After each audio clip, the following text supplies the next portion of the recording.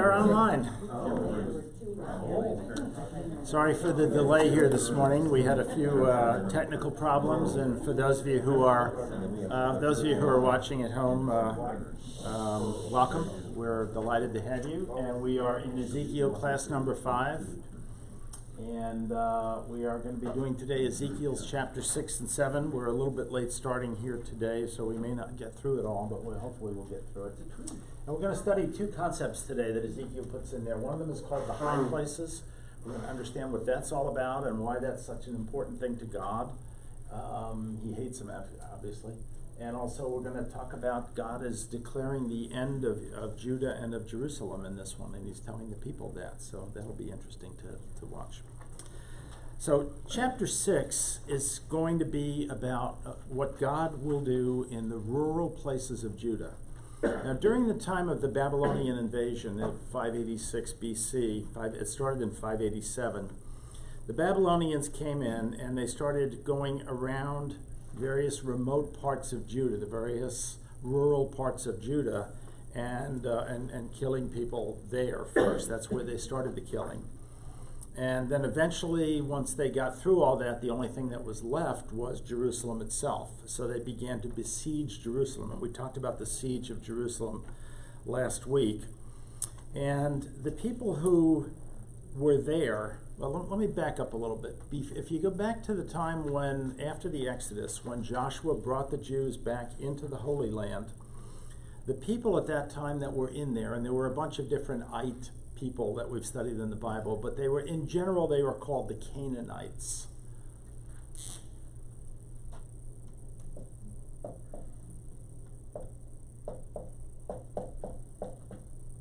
In general, they were called the Canaanites, and the Canaanites were pagans. They worshipped idols, and the Canaanites used a concept called high places.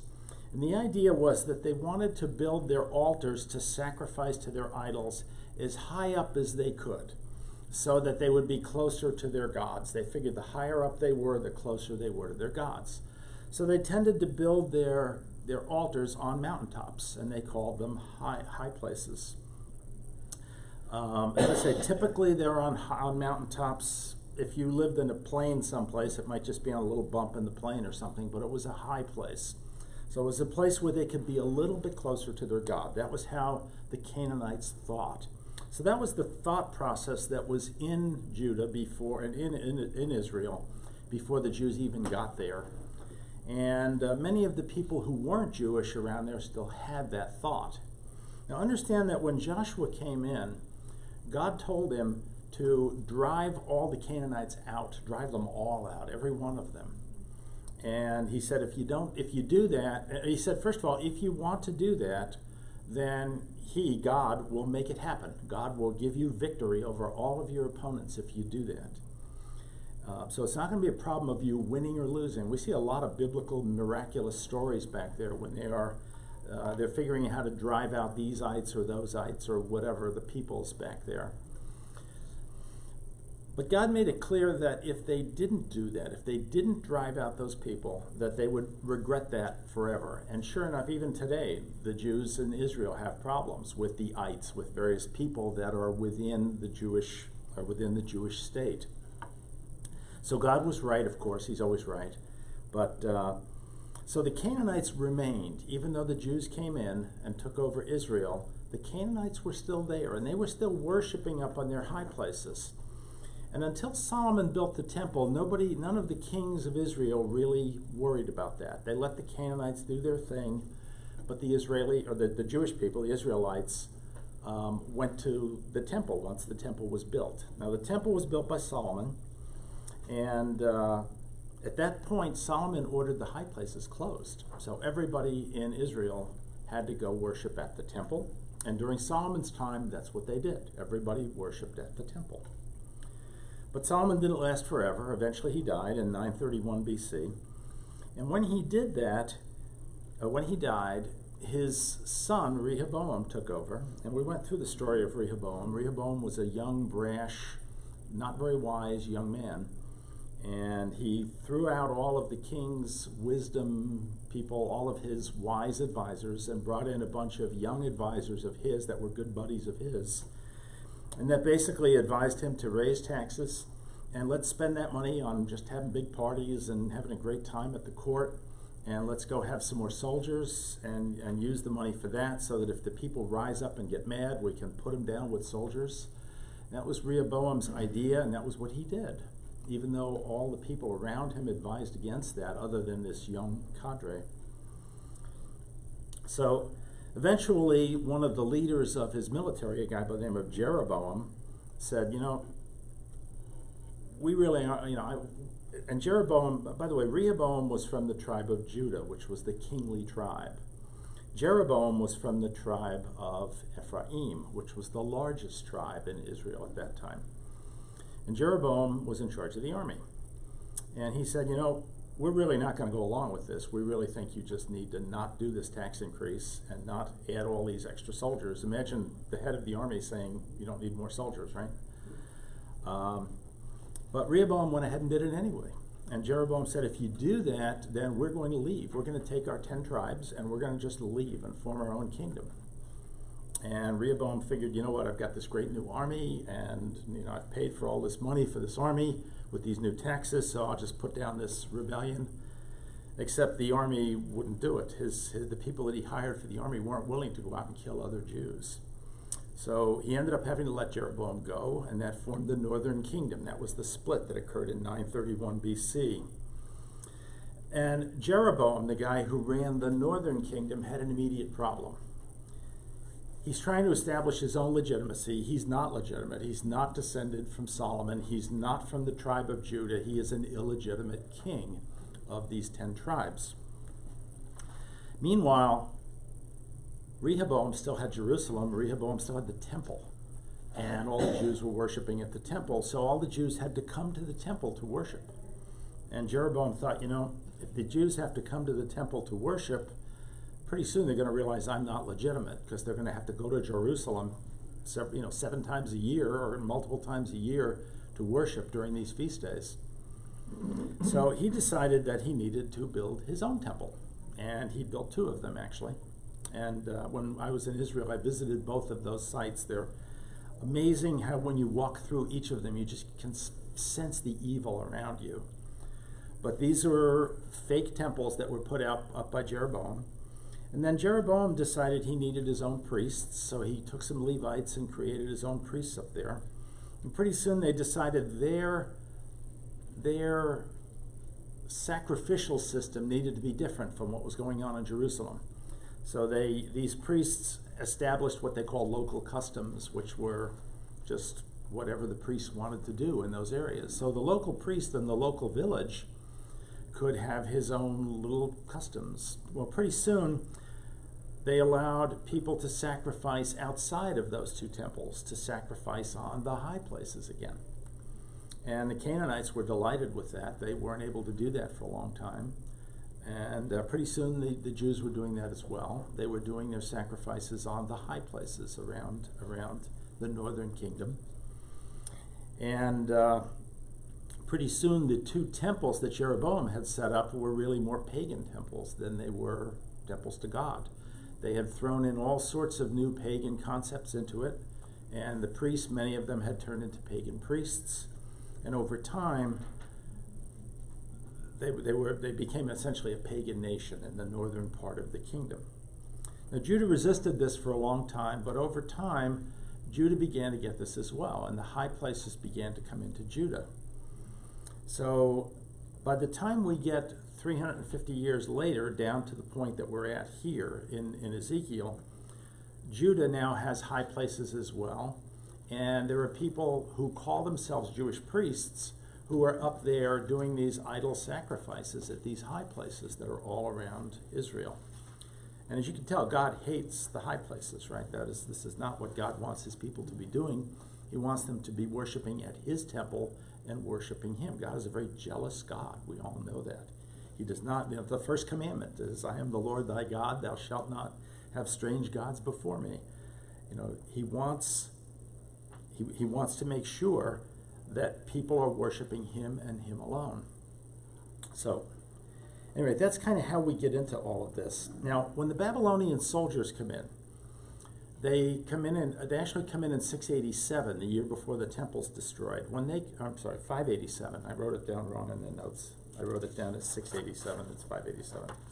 They actually come in a year earlier, and they begin hitting the remote places first around the country, because that's easy. They can just go in and kill the people and be done with it. And the people think, aha, our gods are going to protect us, so we'll go to the high places, and we'll just worship there and sacrifice there, and the Babylonians won't come in. Didn't work, right? The Babylonians went up and killed the people at the altars in the high places. So most of these remote Jews at that time were being killed at the altars of their high places around Israel. This was a time yet when the Babylonians had invaded, but they hadn't attacked Jerusalem yet. They were still doing this all in the rural areas around Israel. So this is what's going on, and this is where we're going to start from today. I'm going to start with verses 1. I'm going to read you chapter 6 first. The word of the Lord came to me. The me here would be Ezekiel. Son of man, set your face against the mountains of Israel. Prophesy against them and say, your mountains of Israel, hear the word, or you mountains of Israel, hear the word of the sovereign Lord. This is what the sovereign Lord says to the mountains and hills. Whenever he uses that term, this is what the sovereign Lord says. That means he's giving it to them exactly, word for word, verbatim, as God gave it to him. And that's what he's been told to do by God. I am about to bring a sword against you, and I will destroy your high places. Your altars will be demolished, and your incense altars will be smashed, and I will slay your people in front of your idols. I will lay the dead bodies of the Israelites in front of their idols, and I will scatter your bones around your altars. Wherever you live, the towns will be laid waste, and the high places demolished, so that your altars will be laid waste and devastated. Your idols smashed and ruined, your incense altars broken down, and what you have made wiped out. Your people will fall slain among you, and you will know that I am the Lord. But I will spare some, for some of you will escape the sword when you are scattered among the lands and nations. Then in the nations where they have been carried captive, those who escape will remember me. Now I have been grieved by their adulterous hearts, which have turned away from me, and by their eyes, which have lusted after their idols. They will loathe themselves for the evil they have done and for all their detestable practices, and they will know that I am the Lord. I did not threaten in vain to bring this calamity on them. This is what the sovereign Lord says. Strike your hands together and stamp your feet and cry out, alas, because of all the wicked and detestable practices of the people of Israel. For they will fall by the sword, famine, and plague. One who is far away will die of the plague, and one who is near will fall by the sword. And anyone who survives and is spared will die of famine. So I will pour out my wrath on them, and they will know that I am the Lord, when their people lie slain among their idols around their altars on every high hill and on all the mountaintops, under every spreading tree and every leafy oak, places where they offered fragrant incense to all their idols. And I will stretch out my hand against them and make the land a desolate waste, from the deserts of Diblah, wherever they live. Then they will know that I am the Lord. So obviously, God doesn't like the high places, if you haven't figured that out by now. So in verses 1 through 9, there's a whole lot of familiar thoughts that we've seen here. Where'd I go?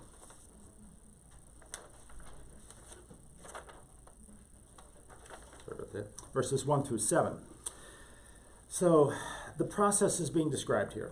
Once again, God tells Ezekiel, this is what the sovereign Lord says. And as we've covered, whenever God says that, that's Bible speak for Ezekiel, give them my exact words, verbatim, word for word, don't mince words, exactly what I said. That's what he means. We saw that when we studied this passage earlier. So Ezekiel's going to relate it word for word to the people, exactly as we just heard it here. Ezekiel's going to say it to them. That makes it clear God is behind this whole process of the Babylonians coming in. God is behind it. And it's all about punishing them because they've been so disloyal to God. God's the one actually bringing the sword in against these high places and against these people. God is going to demolish them. He's going to destroy them. He's going to destroy the incense altars, lay the bodies in front of the altars, destroying the idols and scattering the people's bones. So basically on these high places, there are going to be dead bodies all around these because the people thought the high places would protect them, and they didn't. The Babylonians killed them right there in front of the high places. And this is all of rural Israel now, rural Judah. So God is behind the whole thing, and everybody is now going to know that he is the Lord. And that includes the people in Jerusalem. They're going to realize it as they see that all their friends out in the rural places are dying in front of these altars, and their gods are not protecting them. Now in verses 8 through 10, God promises that some of the rural people are going to be allowed to escape this judgment. So not everybody's going to get this judgment. They'll escape. They won't be killed by the sword. They won't die during the siege. Who are they? These are people who will remember God. These are people who will seek God. Either they never left him in the first place, or they see what's going on and repent and come to him during this period. So the people that are going to be spared from this are people who remember God. Pretty simple, right? If you remember God, you're going to get spared. Nice thing to know. We should keep that in mind in our world today.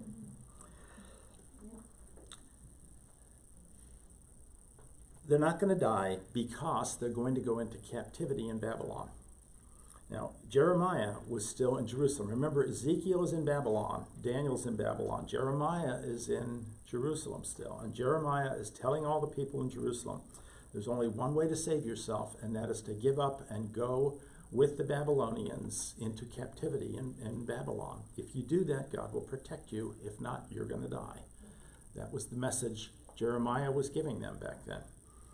So the people who really did that, who gave themselves up to the Babylonians and went into captivity in chains and everything else, went into captivity, really had a pretty decent life there. It wasn't bad once they got there. And eventually they had the ability to come back someday and reestablish Israel to be the remnant. So they had that ability, but the key was that they had to seek God first and then go into captivity. Now, all these people sinned against God too. We all sin against God. All these people sinned against him too. The difference was they repented. They repented at a critical time, or even before that, they repented and sought God. And he saved them because of that. And there's, again, great lessons for us in today's world. And, God makes it clear that he's serious about threatening the Jews with a calamity if they continue their disobedience. If they continue their disobedience, it's going to happen. Now in verses 11 through 14, we see it start out again. This is what the sovereign Lord says. So again, Ezekiel's being told, give it to him word for word. So Ezekiel does that. He says it verbatim to the people. God is telling the people in those verses that they should greatly regret what they've done. Because of their great sinfulness, they're going to fall by the sword.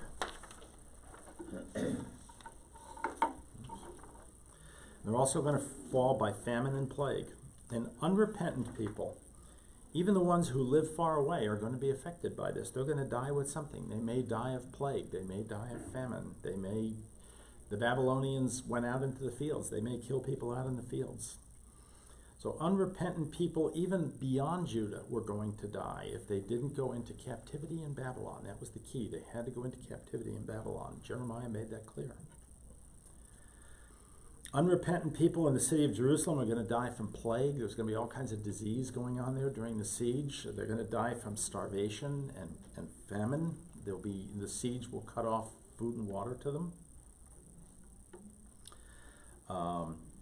Rural area people, probably more likely to die of famine because the Babylonians are going to take all their food and all their crops and stuff. God makes it clear he's going to pour out his wrath on these people.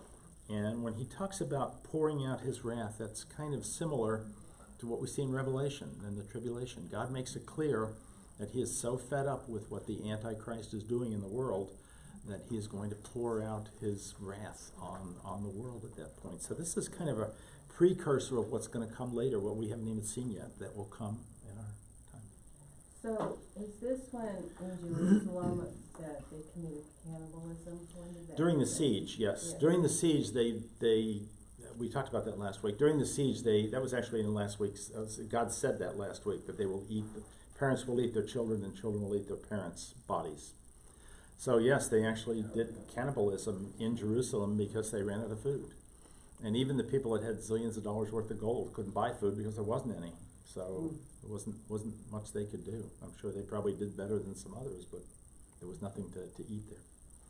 But yes, cannibalism was what was happening. Other questions? So people are going to die in every place where they offered sacrifice to their idols. God's going to stretch out his hand against them. He's going to turn Israel into a desert, into a deserted place. And for the next 70 years he did that. Israel was a very deserted place. And as a result, all of these people will know that he is the Lord. So let me move on to chapter 7 next. By the way, chapter 7 is in poetry form. You'll notice the way it's written on, you'll notice the way it looks on your page is different than the way chapter 6 looks, right? Here's chapter 6, here's chapter 7. Now, the only way to really appreciate Hebrew poetry is to really be fluent in Hebrew, which I'm not. So, I can't appreciate the poetic nature of this. But when you see verses set up like this in the Bible, it normally means that they are either poetry or they're meant to be sung. In this case, it's poetry. So for whatever reason, God has given this to Ezekiel in a poetry form in chapter 7. So, the word of the Lord came to me, Son of man, this is what the sovereign Lord says to the land of Israel. So again, this is what the sovereign Lord says. Give this to these people verbatim as I'm saying it. The end has come upon the four corners of the land. The end is now upon you. And I will unleash my anger against you. I will judge you according to your conduct and repay you for all your detestable practices. I will not look on you with pity. I will not spare you. I will surely repay you for your conduct and for the detestable practices among you. Then you will know that I am the Lord. This is what the sovereign Lord says. Disaster, unheard of disaster, see it comes. The end has come. The end has come. It has roused itself against you. See it comes. Doom has come upon you who dwell in the land. The time has come. The day is near. There is panic, not joy, on the mountains. I am about to pour out my wrath on you and spend my anger against you.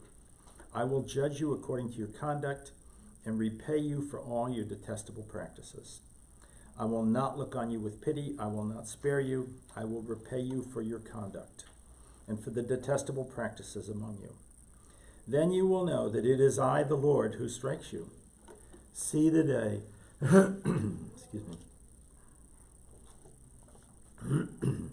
See the day. See it comes. Doom has burst forth. The rod has budded. Arrogance has blossomed. Violence has arisen. A rod to punish the wicked. None of the people will be left, none of that crowd, none of their wealth, nothing of value. The time has come, the day has arrived. Let not the buyer rejoice, nor the seller grieve, for my wrath is on the whole crowd. The seller will not recover the property that was sold, as long as both buyer and seller live. For the vision concerning the whole crowd will not be reversed. Because of their sins, not one of them will preserve their life. They have blown the trumpet. They have made all things ready, but no one will go into battle. For my wrath is on the whole crowd. Outside is the sword, inside are plague and famine. Those in the country will die by the sword. Those in the city will be devoured by famine and plague. The fugitives who escape will flee to the mountains. Like doves of the valley, they will all moan, each for their own sins. Every hand will go limp, every leg will be wet with urine. They will put on sackcloth and be clothed with terror. Every face will be covered with shame, and every head will be shaved. They will throw their silver into the streets, and their gold will be treated as a thing unclean. Their silver and gold will not be able to deliver them in the day of the Lord's wrath. It will not satisfy their hunger or fill their stomachs, for it has caused them to stumble into sin. They took pride in their beautiful jewelry and used it to make their detestable idols. They made it into vile images. Therefore, I will make a thing unclean for them. I will give their wealth as plunder to foreigners and as loot to the wicked of the earth, who will defile it. I will turn my face away from the people, and robbers will desecrate the place I treasure. They will enter it and will defile it. Prepare chains, for the land is full of bloodshed, and the city is full of violence. I will bring the most wicked of nations to take possession of their houses. I will put an end to the pride of the mighty, and their sanctuaries will be desecrated. When terror comes, they will seek peace in vain. Calamity upon calamity will come, and rumor upon rumor. They will go searching for a vision from the prophet. Priestly instruction in the law will cease, and counsel of the elders will come to an end. The king will mourn, the prince will be clothed with despair, and the hands of the people of the land will tremble. I will deal with them according to their conduct, and by their own standards I will judge them. Then they will know that I am the Lord. Sounds like a wonderful place to be right around then, doesn't it? So obviously God has been very patient for hundreds of years. Remember, this all started back during Solomon's reign in about 950 BC. Solomon, quote, loved many foreign women. That's what the Bible says. Solomon loved many foreign women. And he was the one who brought all these pagan influences into the empire. Now, Solomon was wise in his early years, and he built the temple. But in his later years, he loved many foreign women, and that was what brought all of this paganism in. And eventually it split his kingdom in two, and eventually now his kingdom is an idolatrous pagan kingdom. And God has been very patient for 300 and some years, almost 350 years. But finally his patience wears out. And there's a lesson there for us, right? God can be patient with us for a long time, but eventually his patience will run out, and we might not know when that's going to happen. So the best thing to do is to connect with him now while we can, and while we know we can, rather than later when things might not be so easy, or he might harden our heart. He might harden our hearts later, and we might not be able to. So there's great lessons for us here as well. So basically, chapter 7, God is pronouncing the judgment on Judah. This is where God pronounces judgment. He says, I've decided, here it is, here's your judgment. And Ezekiel goes out there and puts this all out in front of the people, just lays it all out there. This is what's going to happen in Jerusalem.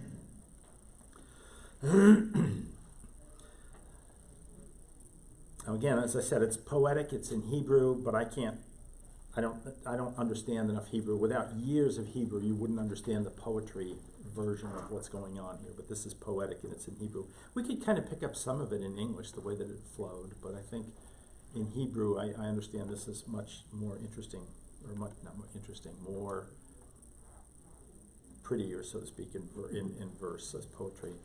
Whenever you see the Bible done this way, it usually means it's either a poetry or it's a song, one or the other. So that's typically how you'll see it in the Bible. So in verses 1 through 9, we hear again the word of the Lord comes to Ezekiel. That means God gave him this directly. And then it says, this is what the sovereign Lord says, which says, spit it out there exactly as I gave it to you, Ezekiel. That's how I want you to say it. So God's telling him the end's coming soon. He talks about the four corners of the land. That's another Bible speak term that means everywhere. It's going to be everywhere. The four corners of the land means it's going to happen everywhere in the land of Israel. The land, of course, is Israel. So it's going to happen everywhere in Israel.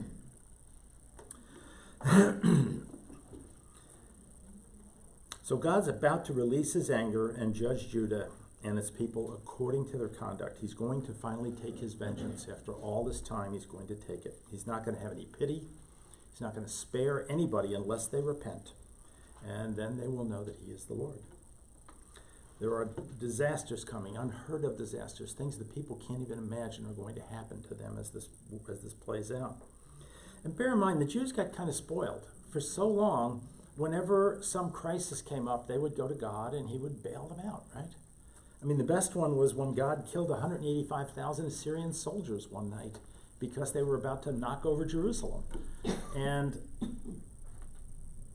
the people got used to this, that, hey, we're God's chosen people. He's always going to bail us out. We can go worship these idols. It's going to be fine. We are God's people, and he's going to bail us out of this mess. So don't worry. We can get into any mess we want. He's there for us. He'll take care of us. Not really. That's not really how it works. God doesn't expect that we can go and sin and sin and sin and sin, and then he'll bail us out every time. That's not how the deal works. The deal works that we accept him and we begin to change our lives to be less sinful. And as a result, God will protect us. So it's a different kind of deal than what the Jews expected at that time. So they were totally not expecting that God was really going to do any of this. They were thinking, hey, we've heard this before, we've heard threats, we've heard prophets, they've all come in here, and guess what? We're still worshiping our idols and everything's, and we still love our gold and everything's great. Well, not so great. Not going to be so great. The time is finally coming, the day of the Lord is finally near. And when it comes, there's going to be panic among the people. All of those who are disobedient, those who are obedient will do what Jeremiah says and get out of Dodge and go to Babylon. But those who are disobedient are going to be in panic. They're going to lose everything. Everything that's important to them, they're going to lose in this thing. God's going to judge these people for sin, and he's going to repay them for what they've done.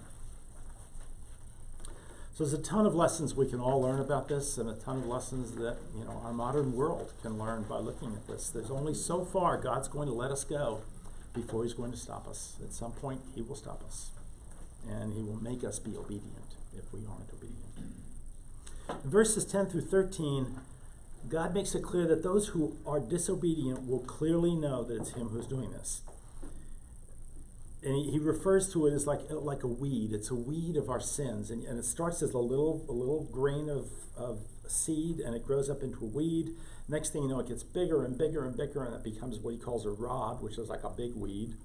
Those of you that have ever seen kudzu in the South know what I'm talking about, these gigantic weeds that grow up and take over trees and kill trees.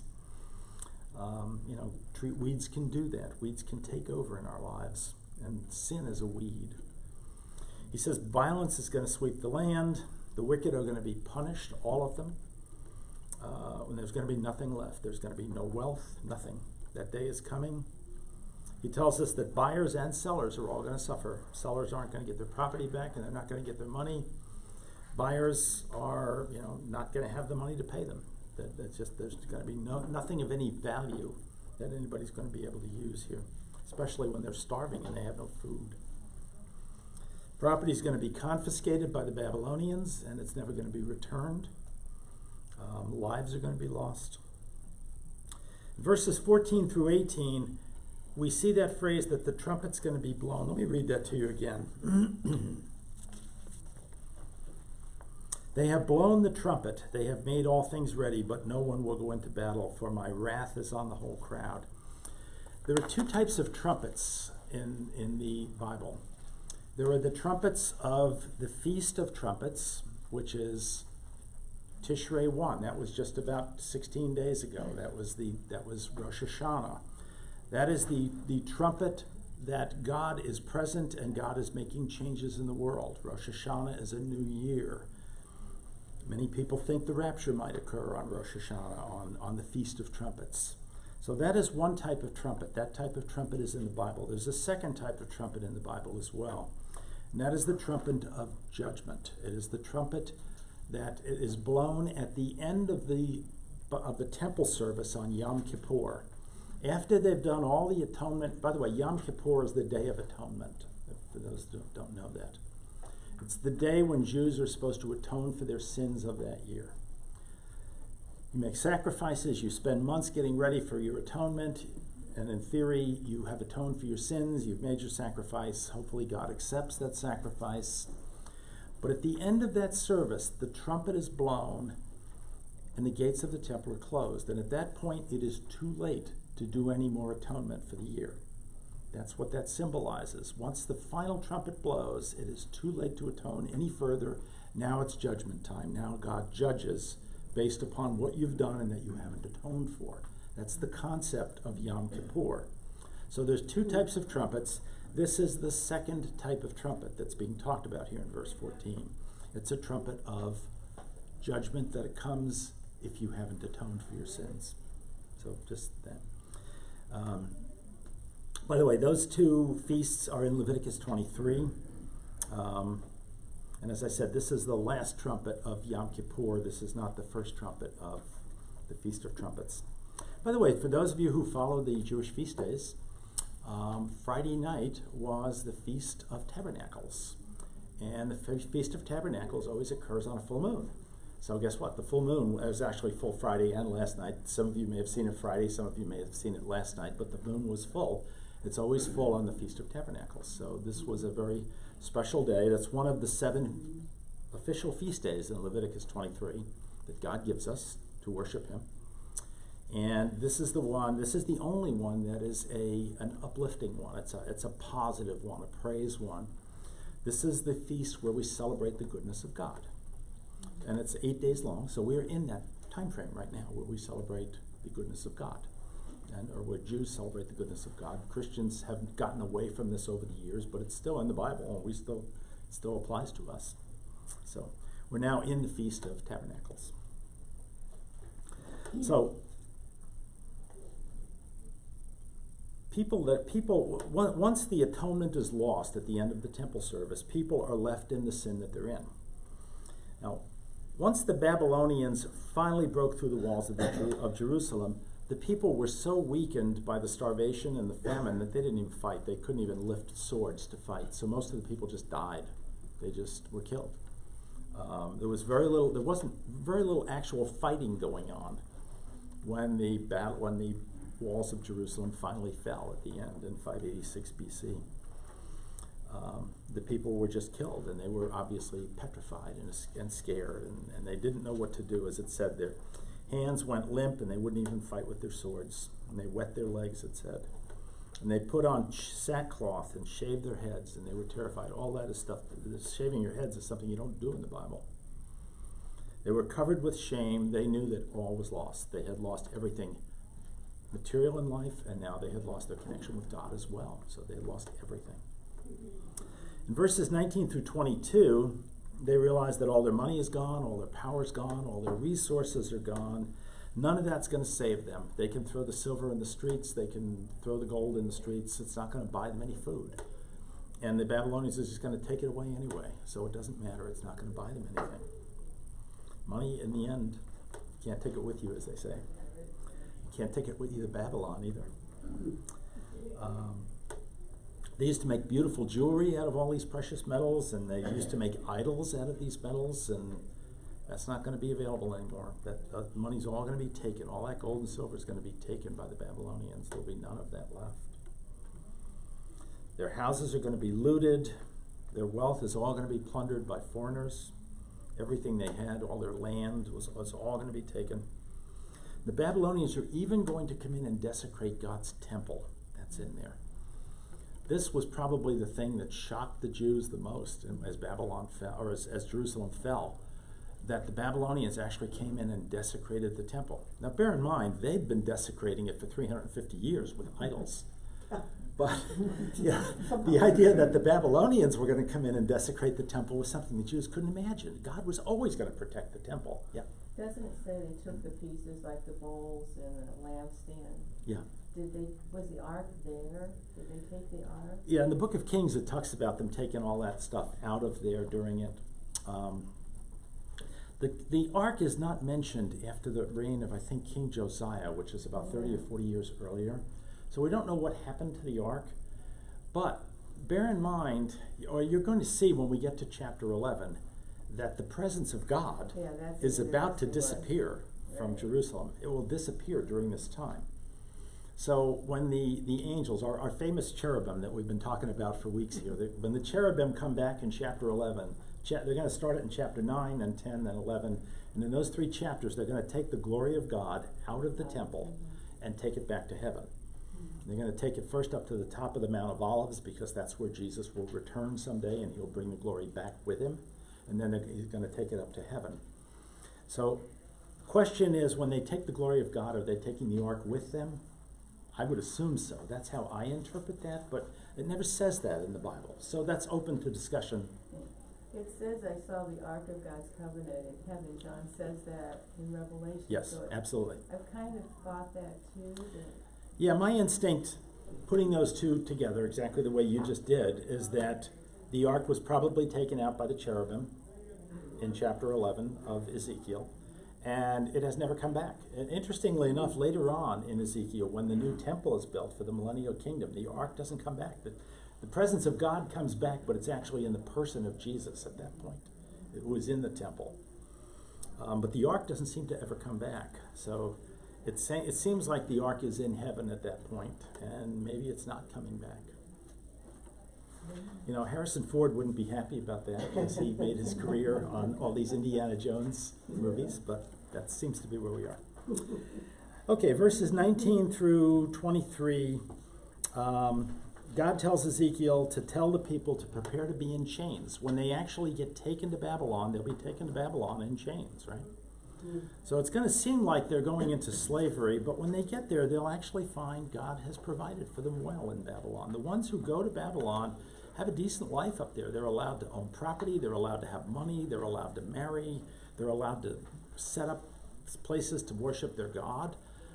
So things were actually pretty good in Babylon for the people who did repent and did follow Jeremiah's warning and did go to Babylon. Even though they went there in chains, they will actually be pretty happy when they get there. And someday they'll have the chance to come back. Not all of them will. That's another story for another day. So those who were lucky enough to survive were led to Babylon as captives in chains. Meanwhile, there's just violence and bloodshed everywhere in Israel. It's just the Babylonians. What you have to bear in mind is the Babylonians attacked Israel 3 different times. In 605 BC, they came in and took over Israel. They besieged Jerusalem and took it. And at that point, the king promised he was always going to be a Babylonian guy. He would be their puppet guy. He broke his promise. And they came back in 597 BC and got rid of him and attacked Jerusalem again, besieged it a second time, and put a new king in who made the same promise. And guess what? His son broke that promise as well. So in 586 BC, they came back for the 3rd time, and this time they're saying, we really don't want any more of these promises. We're just going to kill people. So the Babylonians were extremely upset when they came back, and the soldiers were basically just given instructions, kill the people. And that's what they were doing during that period. So the Babylonians, you know, it's like the Jews had 2 chances with the Babylonians, and they blew it twice, and the 3rd time was strike 3. So the Babylonians are going to take possession of everything, including the land of Israel. The pride of the people is going to be humiliated. Their homes are going to be lost. Their high places will be desecrated. The temple will be desecrated. They're going to live in terror. They're going to seek peace, but there will be no peace to be had. The only place there'll be any peace will be in Babylon. Calamities and rumors are going to come at them. They're going to look for positive visions from prophets. They're going to look from prophets to come in and say, don't worry, guys, things are going to be great. Well, they're not going to be great, not for the people who stay in Jerusalem. They're going to look for priests who are going to lead them back to the law. But the priests have all been corrupted by the idols. The priests aren't going to lead them back to the law. They're going to look for elders who are going to give them wise counsel on what to do. But most of those people were making money and being paid by the old system, and they were pretty much gone in this whole thing. They're going to look for the king to lead them, but the king is taken away to Babylon as well. They're going to look at his princes. They go to Babylon too. There's no leadership left. And then God's going to deal with each person according to his own conduct. Most of those people are not going to like where that's going to go because their conduct hasn't been good. They're each going to be judged according to their own sins, just like us, right? And at the end, and God says he will judge them according to their own cruel standards. So then they will know that he is the Lord, is how that finishes up. So that is where we're going to stop for today. That's the end of chapter 7. Next week we're going to do chapters 8 and 9. And we're going to see our buddies, the cherubim, come back again. Cherubim are still hanging around. They're going to come back again in 8 and 9 and 10 and then 11. So we're going to see them come back again. And eventually they're going to disappear in 11 and we won't see them again anymore. So we'll see some more cherubim next week. So any questions? Okay, let me get this off here.